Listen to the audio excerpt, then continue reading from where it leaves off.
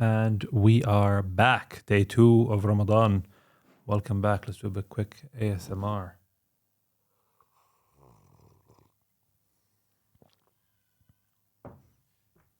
Just ate, and I thought I'd get this podcast knocked out of the way. Now, today, I was a bit stuck for ideas, and now it feels as if I have too many ideas on what we're going to do about this. Now, today I really want to go through in my journey to actually figure out, or try to more deeply understand fasting. I came across a lot of the works of a guy called Ibn Arabi. Now, some background on Ibn Arabi, a lot of you may have heard of him before. He was basically a influential mystic, scholar, philosopher, poet, all of the above. He was from Andalusia, and he was kind of a mix of all those sort of things. And he was, I wouldn't say, well, he was controversial. I would say some people very, very highly regarded him, and other people thought he was a kafir. So, a bit of a mixed bag there. But he actually had a humongous set of work. But before we get into that, a lot of people say he actually had like an encyclopedia of work. But anyway, I digress. The main point or the main set of work that I want to review with you guys today, or at least take a step into, obviously I can't review it, it's humongous, which I will explain now, was called the Meccan Illuminations, or Al-Futuhat Al-Makkiyya. So this is his largest largest set of work, 8 volumes and some 15,000 pages of writing. And in that he talks a lot about, whole range of topics, whole range of things. Now, the part that I was most interested about was on the mysteries of fasting. It's its own kind of big set of volume written by Ibn Arabi. Now, before I get into that, I want to kind of have a quick background on who Ibn Arabi was. So Ibn Arabi was this kind of like you could almost say like a polymath sort of person, scholar, very, very devout Muslim. But if you kind of go through his writings, you might get a glimpse of that now. He has this kind of like really like bohemian thinking. It's really, really out there. And it's like you kind of read it and it's almost hard to understand. And it's hard to see like his viewpoint on things. And it's a bit like this, honestly. Now, in his lifetime, he had this, what really his main points was why I think he went down this road of becoming this kind of scholarly person, was he started having these visions when he was a teenager. And these sort of visions were his sort of, bridging the gap between like the universes from here and after and all that stuff. And he had visions of prophets and things like that. So again, not denying that it may or may not have happened. It's irrelevant to me. His writing speaks for itself. And yeah, like he's super, super heavily regarded. Obviously, a lot of them say he is. Some people say he's a kafir for some unknown, known reason. Mainly for one of his main writings, which is Wahdat al-Wujud. That is where they kind of derive that thing from. I think it's maybe a bit of a lack of understanding of it, or not really a lack of understanding, but it comes across as a certain way. But I think it's people misinterpreting the point he was trying to get at, but that's not what we're here for today. I think there's a billion people who could debate that a lot better than I can. Now, he is very, very monotheistic. He was very, very devout Muslim, Hajj, everything like that. And a lot of his works was devoted to, kind of doing a lot of this sort of like, deep delve kind of kalam work where he's really diving deep into like concepts of Islam. And the way he writes, honestly, it's beautiful. Like the way he kind of looks at religion, the way he kind of looks at God and everything like that. It is. It makes you feel. Makes me as a human feel like you're the center of the universe, but also such an insignificant part of it. And it's really really just well done. I mean, there is a lot of, especially among the Sufis, they will say that he's Sheikh al Akbar. So, and that's kind of where the Akbarian school of Sufism came from, where it derives its name. Uh, so, kind of a controversial character, I would say, but nonetheless, cannot deny his intellect and kind of that body of work that he has done. Literally encyclopedias. I mean, someone who's written 8 volumes on one book. I mean, I think he has like 800 sets of works, 800 items of work, you could say.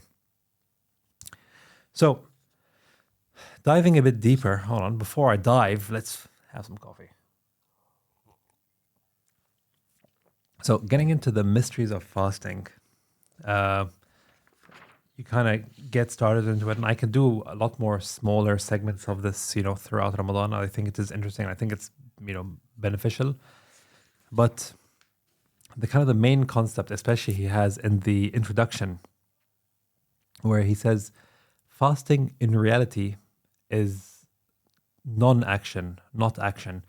And when you think about it like that, your whole perspective on what Ramadan is actually just, it's almost like I am fasting. In fact, you are not actually fasting, you know? It is the lack of eating that's what you're doing. It's a lack of a lot of things, but it's that lack of. I'm a real expert of what he's actually saying now, and I'll let you make your mind up on it. But this is what he says: in reality, fasting is non-action, not action. So it is non-action, not action. The negation of likeness is a negative attribute. Therefore, the relationship between it and God is strengthened. God Almighty said about himself, there is not like him anything. And that is in the Quran. Now, this phrase that this, not phrase, I would say this section, this ayah of Quran that he mentions here comes up a lot throughout his text here, and indeed throughout a lot of his other stuff as well. And you'll just see it come up again and again. And he takes a lot of these details, and he will really, really dive into it. It's a short ayah, but it's just the amount of detail that he will go into it and the amount that he will attribute to it is truly, truly amazing. So continuing, he denied that there is anything like him, and so there is nothing like him, biological proofs by the divine law. Al-Nasi related that Abu Umama said, I came to the messenger of God and said, give me something that I can take from you. He said, you must fast. There is nothing like it. He denied that it was like any of the acts of worship which are prescribed for the servants of God. Anyone who recognizes that it is a negative attribute, since it consists of abandoning things which break it, knows absolutely that there is nothing like it, since there is no source which is described by understood existence. This is why God said, the fast is mine, and we will get into this a bit later. In reality, it is neither worship or action. It is permissible to apply the name action to it as the application of the expression existent can be applied to God. We understand that it's allowed, although the ascription of existence to He whose existence is the same as His essence is not like the ascription of existence to us. There is not like Him anything. So quite a bit there, and it is really, really just a very, very interesting to me take of how he goes about this whole action, non-action sort of thing, where he kind of takes something that it is a negative attribute, so something that is taking away, and it is there and not there. So my whole thought, and I think a lot of people, not just me, many, many, many people look at fasting as a thing I have to do. I have to fast, when it's actually I am not doing anything. I am restricting other things. I am restricting the way I eat. I am restricting I am restricting my actions. I'm restricting a lot. So it is the non-action side of things. And I think that is a very, very nice mindset way of looking at things, especially for Ramadan. So he has this kind of next subheading here where it says every action of the son of Adam is his except fasting. It belongs to God. So that is from a very famous hadith where the Messenger ﷺ said, every action of the son of Adam belongs to him except the fast. It is mine. And that is, God speaking and telling the Prophet ﷺ. And I repay it for him. So, you know, he he really does emphasize to you that you are doing this, your lack of action in this fast, you are doing it purely for God. So the benefit to you is, a lot of people think, what are the benefits of fasting? And even I looked at that there is obviously like ancillary benefits to fasting for everything like that. But in its essence, fasting is purely for God. It is purely for God. It is purely for Him. If you really boil it down to this aspect here. And it really does help you like clear up the questions in your mind of what is the point of doing this? Why am I actually doing this? He also goes through, so later on in the same paragraph, there's a section here where it says, the one who fasts has two joys in which to delight. When he breaks his fast, he rejoices. And when he meets his Lord, he rejoices in his fast. So it's always kind of looking at that, you're doing this fast for God. When you break your fast, you have that very euphoric sense of enjoyment that, oh my God, I get to eat now. I'm gonna, break this fast. But also you have later on where you are rewarded in the hereafter, inshallah, for doing that fast. And it's, these small kind of ways of looking at things. I believe that is from a hadith. I'm not too sure though, but just, how he ties it all together. Ibn Arabi is, it's really, really nice to see. Now, so he goes through here again, and he has this concept of transcending food. So that when you are fasting, you are actually transcending food. And I read that and I thought, like, when you transcend things, it's like to go to the next level of it. So, when you die, you transcend earth, almost like you're past this stage of earth. You're like maybe spiritually going to that next level when you transcend like these humanly things. But, the sentence to transcend food, where food is something seemingly so basic, but when you are hungry or when you are, you know, restricted from eating, the thought of I'm going to transcend my meal, it's really, really something. Really nice way of looking at it.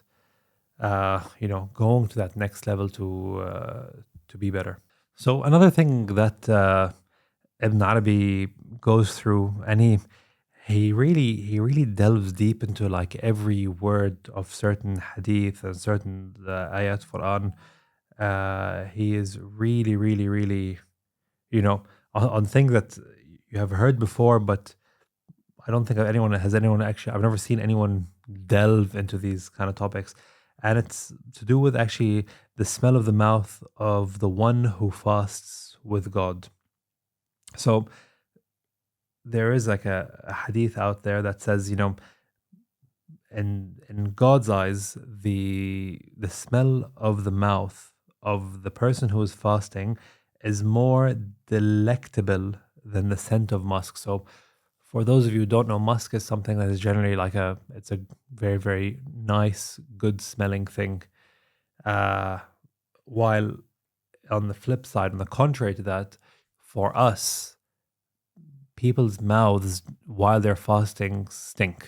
It smells awful. The lack of food and nothing is just your breath is really, really bad and everything like that.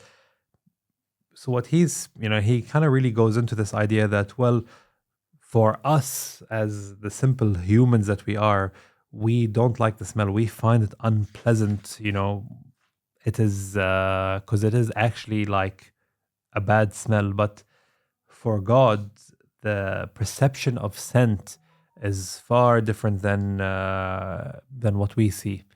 We perceive scent, or God perceives scent infinitely different than how we will perceive scent. Or even if God can, it's a weird thing to even think about, like God perceiving scent. I mean, it's like, it's almost, I don't know how to even describe that. It's like, it's almost like you're thinking of like putting like a human attribute onto God, which is not what not what he's trying to do here. But you know, like obviously we can never ever perceive how God would perceive it at all. No, yeah. See, like the whole thing is just reading that sentence there is, it's like ties your head up. Honestly, uh, I mean, like he goes into it in such detail where it's like, how does is there such thing as perception for God, or is this God knows all and that's how it is? I don't know. Like that to me, this whole kind of section, him going into it,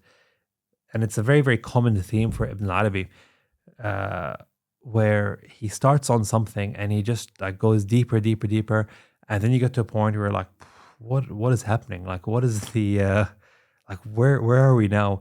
I mean, like literally, the next section after this is called "Celestial Natures Are Averse to Foul Odors."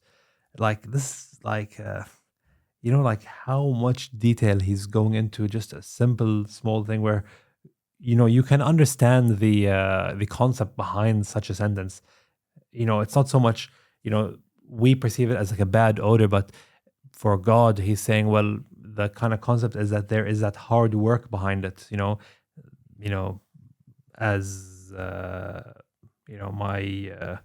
my worshippers, they are they're restricting themselves from food. They are transcending that food. So, wow, that is really hard to explain. So my worshippers are transcending this meal, and because of this, I this scent to me is better than all, and it's almost like a thing of it's like a badge of pride. It's almost like the way I kind of look at it as when you come back from like a hard day work and you've got all like your pants are dirty. It's almost like a badge of honor for you, and that's what for us that odor in your mouth, that bad smell in your mouth. That's what it is. It's like almost like a badge of honor, uh, which is real deep. I mean, all of that I was just at like the first introduction sense. So like that was like the first like 10, 20 pages of his of this mysteries of fasting. I did actually really enjoy that. I really did enjoy kind of going through it and just picking out a section and going through it. I think moving forward, uh, I would like to do more of Ibn Arabi's work. I think it's definitely weird enough for it. It's definitely interesting enough. Yeah, that's my plan. Uh, awesome. Okay, I was looking for something. I could not find the particular quote that I was looking for, but basically, a lot of what people say is that when Ibn Arabi writes, he does not present his ideas in like rational structure. It is more in like a set of like illuminations and thoughts. And I guess that is what I am kind of finding here throughout this text. So maybe that's one of the reasons why it was kind of a topsy turvy one for me today. But yeah, it was enjoyable nonetheless. We will catch you in the next one.